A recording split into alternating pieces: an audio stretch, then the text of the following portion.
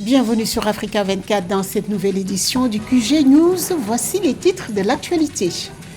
Au Gabon, la campagne électorale bat son plein. Maïk Dioktan, candidat à l'élection présidentielle prévue le 26 août prochain, dévoile son programme.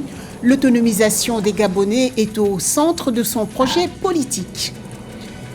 L'Ouganda et l'Algérie, deux pays producteurs de café, veulent unir leurs forces. Leur objectif est de créer une entreprise commune pour donner plus de valeur à leur production respective de café. Plus de détails sur cette coopération dans cette édition. Et puis au Burkina Faso, les autorités ont institué une nouvelle tenue scolaire.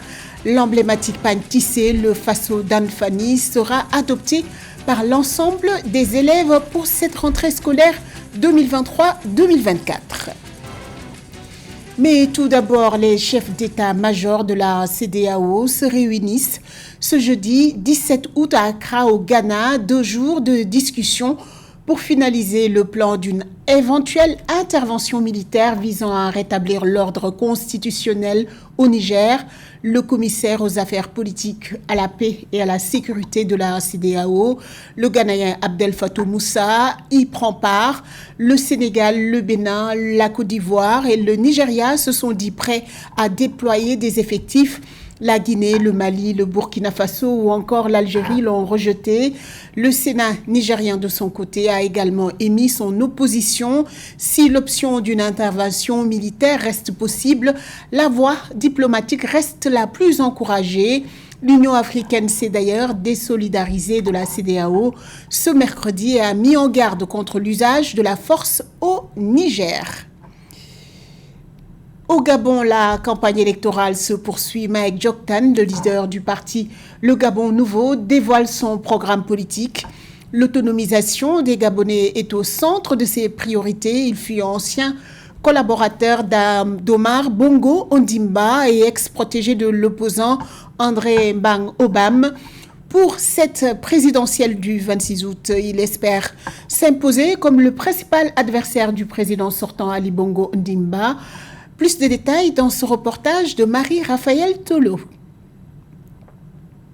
Au Gabon, Maïk Dioktan s'impose comme un candidat déterminant pour le scrutin présidentiel du 26 août 2023. Né le 3 juillet 1972, sa casquette de premier évêque des milieux pentecôtistes et charismatiques au Gabon lui vaut déjà le mérite de crédibilité et de fiabilité en tant qu'homme politique. J'ai toujours œuvré avec foi et probité pour répondre aux besoins de mes frères et sœurs gabonais.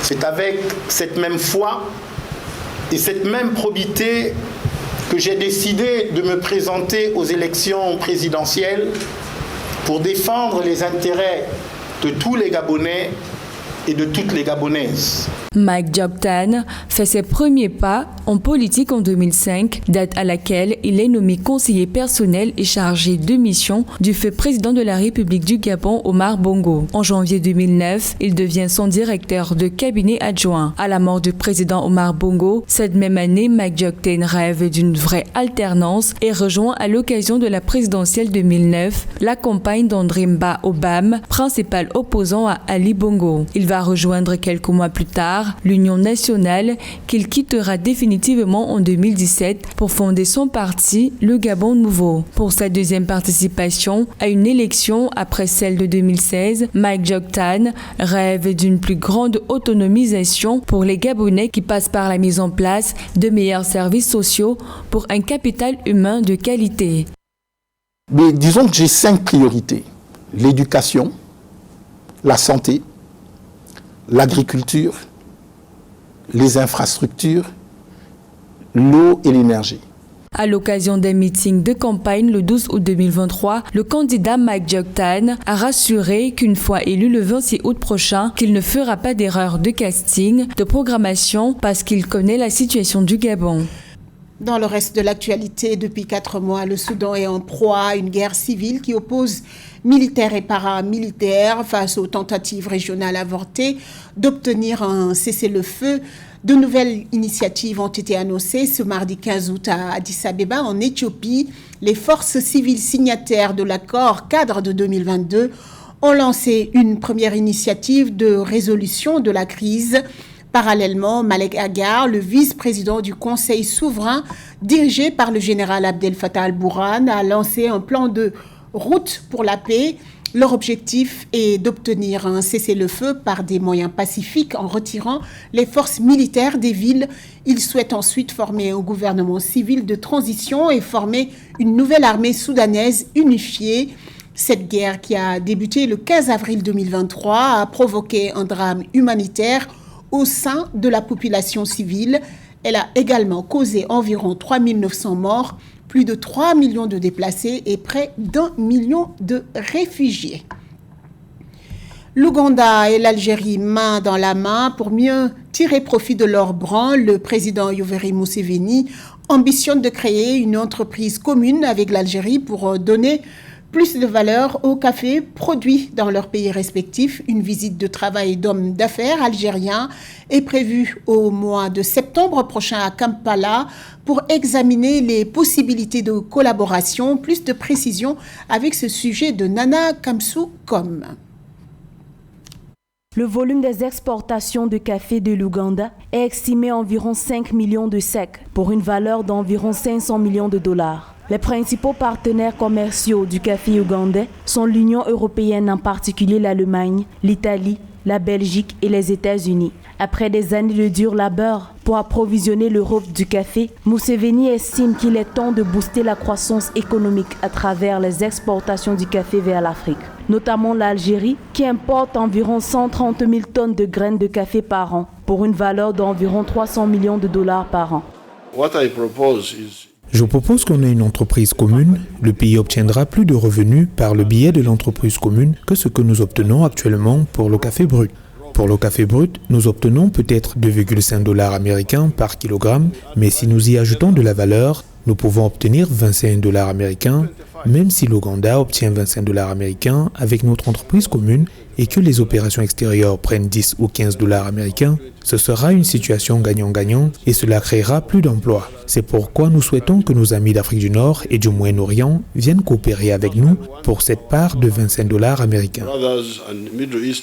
Le ministre du Commerce et de la Promotion des Exportations, Tayeb Zitouni, a salué l'initiative du président Museveni et a déclaré que son pays était prêt à y participer. Il ajoute que des hommes d'affaires viendront en Ouganda en septembre pour examiner les possibilités de coopération. Nous soutenons les Européens, nous achetons leurs véhicules, leurs avions, leurs médicaments, y compris pour les Japonais, mais ils ne le comprennent pas. Maintenant, quand nous disons « Ok, vous nous soutenez aussi en ajoutant de la valeur au café ici, en achetant plus et en payant plus », ils ne le comprennent pas. En Ouganda, la filière café a réalisé une belle performance à l'export en mois de mai 2023. Selon les statistiques de l'Autorité de développement du café, les expéditions de fèves ont atteint 618 388 secs pour des recettes de 58,6 millions de dollars. Il s'agit de plus haut niveau mensuel enregistré par l'industrie, aussi bien en termes de volume que de valeur, depuis 1991. Une rentabilité que le président Museveni souhaite maximiser. Au Burkina Faso, à partir de cette rentrée scolaire 2023-2024, les autorités ont intégré une nouvelle tenue scolaire, le Faso d'Anfani ou pain tissé de la patrie. Ce tissu emblématique aux valeurs patriotiques sera arboré par les élèves du poste primaire et du secondaire, tant du public que du privé. Cette démarche vise à promouvoir la richesse culturelle du pays, un sujet de Joël Ballot. La tenue scolaire en Faso d'Anfani. Rentrée scolaire 2023-2024. Le Faso d'Anfani, tissu traditionnel burkinabé, sera à l'honneur. Le Conseil national de transition a adopté le 9 août 2023 un décret instituant la tenue scolaire au Faso d'Anfani. Une phase pilote sera lancée dès la rentrée 2023 au niveau du primaire et du secondaire, tant du public que du privé. La tenue sera portée par les élèves le lundi, jour qui sera dédié à la montée des couleurs dans les structures éducatives. Et la liberté sera donnée aux établissements de choisir le paille qu'ils désirent pourvu qu'il soit en Faso d'Anfani. La mise en œuvre de cette mesure sera flexible et non contraignante sur une période de 4 années scolaires, comme l'indique Joseph Ouedraogo, ministre de l'Éducation nationale. Avec ce décret, le gouvernement burkinabé s'engage à valoriser la production textile artisanale locale, en particulier l'étoffasso d'Anfani, aujourd'hui labellisé. Notre ambition est de rendre l'école accessible à tous les enfants, sans discrimination. C'est pourquoi, tout en mettant l'accent sur la sensibilisation, nous veillerons à ce que le port de la tenue scolaire fasso d'Anfani ne constitue en aucun cas un frein à l'accès à l'éducation. Porter le fasso d'Anfani est un acte économique, culturel et politique de défi à l'impérialisme, avait coutume de dire Thomas Sankara. Plus onéreux que le wax, le fasso d'Anfani est perçu comme élégant, mais toutes les catégories sociales ne sont pas toujours en mesure de s'en procurer. C'est pourquoi aucun élève ne serait exclu de l'école du fait du non-respect de la mesure du port de fasso d'Anfani. Le fasso d'Anfani est un produit stratégique pour le Burkina Faso, dont le potentiel de revenus annuel est évalué à plus de 50 milliards de francs CFA. Aujourd'hui labellisé, il fait la fierté du peuple burkinabé et de son institution au sein du système éducatif. À la page sport, la deuxième édition du tournoi Vision C a eu lieu du 4 au 10 août dernier à Douala, au Cameroun. 100 basketteurs en herbe de 17 académies ont pris part à ce tournoi initié par Steve Chingang, coach player développement à Boston Celtics en NBA, au programme formation, encadrement et organisation des camps des jeunes, un reportage de Narcissium.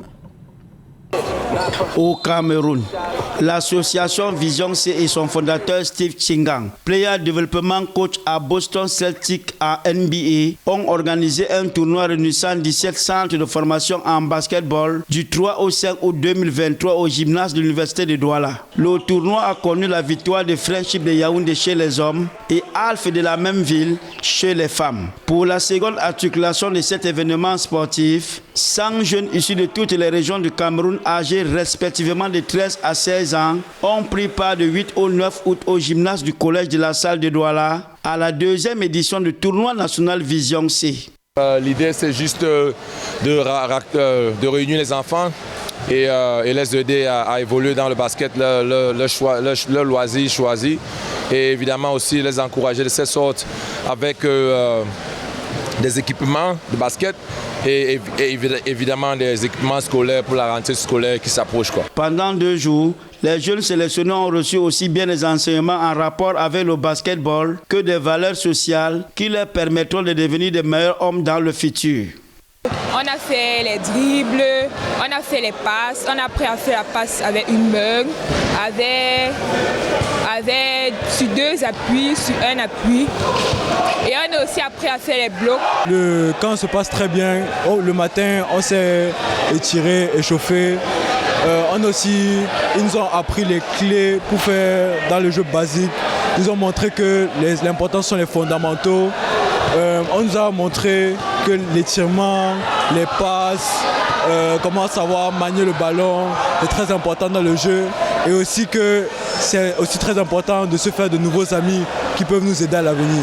Organisé bénévolement pendant 6 jours par Steve Chingang, ancien pensionnaire de Flux Academy de Douala, l'événement dénommé Association Vision C est un événement sportif made in Cameroun qui allie formation, encadrement, clinique des entraîneurs, formateurs et organisation des camps de jeunes Camerounais sans distinction de sexe, âgés de 13 à 16 ans. Il a pour vision, selon les organisateurs, de mettre en avant le basketball camerounais et accompagner tout ce qui s'est fait de bien de la discipline depuis des années. À la page culture, la 17e édition de la Nuit des Contes s'est tenue le 14 août dernier dans la commune d'Abomey-Calvi au Bénin. Cette rencontre culturelle est organisée chaque année par l'association Mémoire d'Afrique. Son ambition est de pérenniser les contes et légendes africaines. L'autre ambition est de faire un travail de transmission de ce patrimoine culturel immatériel à la nouvelle génération. Un reportage de Melo Lefti Chires Ounou. Support de culture par essence et par excellence, le conte tisse entre les générations un lien de continuité entre l'histoire et la civilisation. La 17e édition de la Nuit des contes a réuni des conteurs professionnels, griots, amateurs et amoureux de l'histoire à l'espace Le Centre à Lobozumpa dans la commune d'Abomey-Calavi au Bénin. Cette soirée dédiée à l'oralité et au récit vise à perpétuer le conte. Elle favorise le relais de l'histoire africaine. Le conte véhicule entre autres des valeurs ancestrales, mais elle constitue aussi un divertissement. Quand moi je partage mes histoires, c'est une occasion de traverser le cœur, de rentrer dans le cœur de certaines personnes, de toucher la sensibilité des gens, de faire changer les mentalités parce que le conte, en même temps, comme vertu, est un levier de changement de comportement sociétal. Donc du coup, ces genres de soirées sont à perpétuer, à initier, parce que quand on se rend compte qu'aujourd'hui, beaucoup de choses partent de travers, il faudrait que ces genres d'événements viennent pour que les valeurs sociétales puissent continuer. Les langues locales sont au cœur de la transmission du patrimoine culturel immatériel que demeurent les contes et légendes. Autrefois, le conte se racontait le soir au coin du feu par des aînés, les grands-parents notamment. Avec l'avènement des nouvelles technologies, la tradition de l'oralité semble avoir été reléguée au second plan. Cependant, des ambassadeurs de la Nuit des contes entendent démontrer aux plus jeunes l'importance des légendes.